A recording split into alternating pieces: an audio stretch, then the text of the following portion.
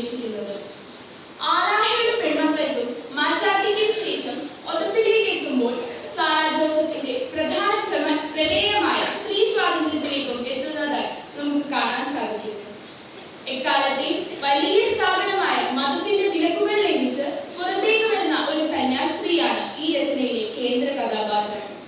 മഠത്തിന്റെ സുരക്ഷിതമായ 4 ചുവരുകൾക്കുള്ളിൽ തളയ്ക്കപ്പെടേണ്ടവളല്ല സ്ത്രീ എന്ന ശക്തമായ തിരിച്ചറിവാണ് സാറ ജോസഫ് മുന്നോട്ട് വയ്ക്കുന്നത്.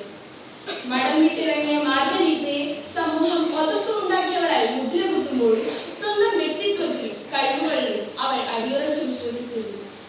സഹനവും ധീരതയും കൊണ്ട് മലയാള സാഹിത്യത്തിൽ വേറിട്ട് നിൽക്കുന്ന ഒരു സ്ത്രീ കഥാപാത്രമാണ് മാർഗരീത്തയുടേത്. സ്വന്തം ശരീരത്തെയും ആഗ്രഹങ്ങളെയും ഭയപ്പെടാതെ വ്യക്തി സ്വാതന്ത്ര്യത്തിനു വേണ്ടി നിലകൊള്ളുന്ന ആത്മീയ അന്വേഷണത്തിന്റെ കഥയാണ് അവൾ മുന്നോട്ട് വയ്ക്കുന്നത്.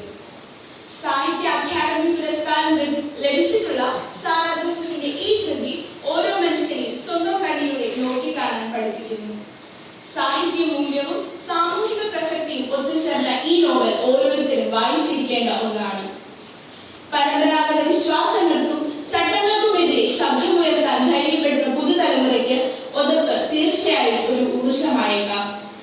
ഈ കാലത്തും വളരെ പ്രാധാന്യം നൽകി ചർച്ച ചെയ്യപ്പെടേണ്ട ഒരു വിഷയമാണ് ഒതപ്പ്. നമ്മുടെ വിദ്യാലയ ലൈബ്രറിയിലും ഈ പുസ്തകം ലഭ്യമാണ്. നന്ദി. വായന